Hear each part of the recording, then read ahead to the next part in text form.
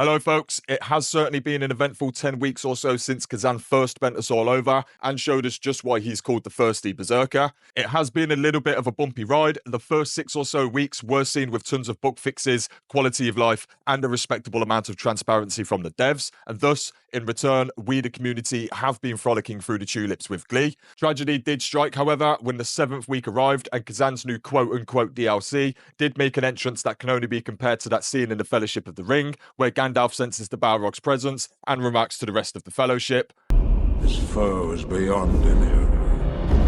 Run!" It's no understatement to say that the 2 new boss rush modes are some of the hardest challenges I've ever personally faced, and naturally, almost the entire community agrees. This has obviously left the average player unable to have a fantastic time with the new DLC, and thus hasn't been great for Khazan overall. Only just a week or two after the DLC, we were given yet another update that this time brought a wealth of changes to the skill trees and armor set effects alike. In regards to the skill trees, it is mostly positive, but Trance was heavily nerfed. Now, it definitely needed changing, but whether the nerf should have been as drastic as it was, well, that is up for debate. To make the situation even stinkier, the changes made to the armor set effects have completely changed a handful of sets and impacted the player base in a multitude of various different ways, ranging from annoying to outright time wasting. Since this update, we've had a couple of hotfixes to iron out a few issues, but aside from this, we haven't had anything else just yet. However, prior to the DLC releasing, we did receive quite an extensive and transparent update from the devs over at Nepal, in which they outlined exactly what we can expect over the coming weeks and months. Now, the DLC and following patch have already dropped, and it's what we've already discussed so far. However, we do have an outline for the next patch, which is expected to be released basically anytime in the next week or two, or in Nepal's own words, we are currently targeting a mid-June release for this update. So, to dive into exactly what has been outlined here so far, first off, we have skill balance adjustments for dual-wield greatsword and spear. Now, of course, we have just very recently received a ton of changes to the skill trees already, so whether this was simply done early, or if we're to expect more, I really can't tell for now. For the most part, the skill tree changes were 99% positive. There's some disagreement around whether Trance should have been nerfed as much as it has been, but outside of this, all of the other changes are basically for the best. Next, this states that we will also have adjustments to set effect configurations, and again, we have recently received a ton of changes to the set effects already, so whether this would be further changes or not, I really couldn't say for now. The set effect changes have been the biggest point of contention since the latest update, due to it changing a lot of players' heavily invested armor sets into something entirely different and outside of their preferred playstyles. Seeing further changes here could add more backlash to an already somewhat sour situation, but I guess we will have to just wait and see. Next, we do have the introduction of skill and gear presets, which obviously should have been a given since day one, but once it is here, I'm sure we'll all be much happier for it. This doesn't require much else to be said, but I'll be interested to see if they do include this into Great General's Crucible or Berserker's Bloodshed in some way, as currently the build phase of these game modes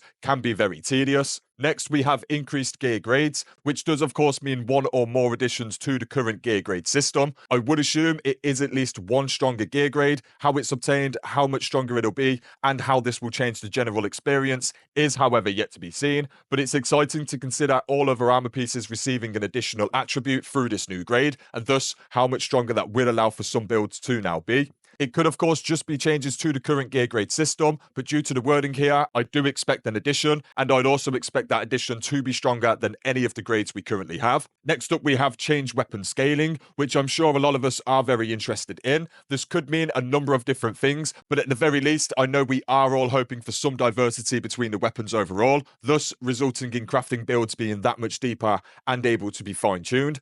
This could also introduce the possibility of manually changing the weapon scaling on weapons ourselves, which could result in even more accessibility when it comes to crafting builds, which I'm sure we'd all very much appreciate, but this is me quite simply spitballing without any actual evidence. Regardless of how deep the weapon scaling changes go, I'm sure all of us are very much appreciating the fact that it will at the very least be changed to something different to what we currently have. Up next, we have another much anticipated addition, being new sorting options, and one of those being sorting items by name. This is another addition that should have been in place since launch, but despite the obvious delay, I'm sure we'll all just be grateful once it's actually here. In addition to this, we also have a storage expansion, which I'm sure some players will be very grateful for. Due to the recent changes, I myself cleaned out my entire storage and started building new sets, so hopefully this update arrives prior to me filling up too much, but it's nice to know it is on the way.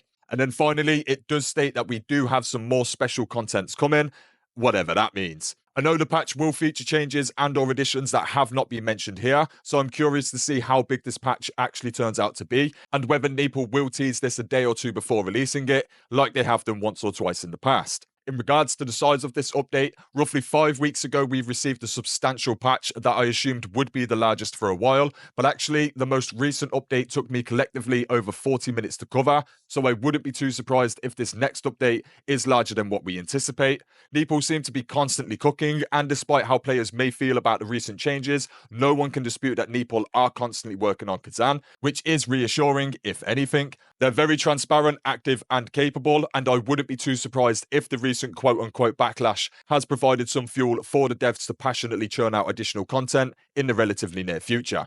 Now, the previous sneak peek into the upcoming patch did have some final sign-off notes, which were as follows. Regarding update and development progress, after the previous developers note and patch notes, we received a lot of questions like when will feature A be updated and when will improvement B be applied. So in this dev note, I'd like to briefly summarize the current development status and plans. Sometimes issues that seemed simple when we first received feedback turn out to be much more complicated once we start discussing and reviewing them for an actual patch. There are also many platform-specific issues, with different problems occurring on Steam, Xbox, and PlayStation, and because of this, there are still areas we haven't been able to fully share yet. However, one principle never changes. Our top priority is always to ensure that players can enjoy Khazan in a stable environment. We make it a point to identify and resolve critical issues as quickly as possible, regardless of how often they may occur. After this, we work on improving areas that need quality of life updates, one by one, to create a smoother and more enjoyable experience. These improvement efforts are treated with almost the same priority as developing new content, and I would like to sincerely thank anyone who has shared their feedback and suggestions on Discord. We'll continue doing our best to reflect your valuable input and deliver an even better experience. I hope our first new piece of content will be an enjoyable experience for you all. Thank you. Sincerely, Master and Commander-in-Chief, the ever-honourable Sir Jun-Ho Lee. Now, regardless of the past few updates and how this has affected the community, we are still here. We will be following Khazan for the foreseeable future, and Neeple do still have a very good track record. We've hardly been drowned in monetization, abandoned entirely, or generally gone unconsidered by the devs. They've simply just included DLC that is very, very challenging, and they've included a recent update that has made some changes to how certain items in the games function. But despite any personal issues with these updates that you may have, the past 8 or so weeks have shown that Neeple are the kind of developers that really care about perfecting their vision, which from a creative perspective, I can only relate. Anyway, I am excited to see exactly what specific changes this update brings to weapon scaling, grades, and more special content, but we will have to either wait for some early patch notes or until the actual update arrives. Rest assured, I'll be perched and ready to pounce the second we do hear more, which should hopefully be very soon. But in any case, that is it for this guide, folks. I do, of course, have a range of guides and news videos on the channel, so do feel free to stop on by and check things out. Otherwise, thanks for watching, folks, and until next time, peace.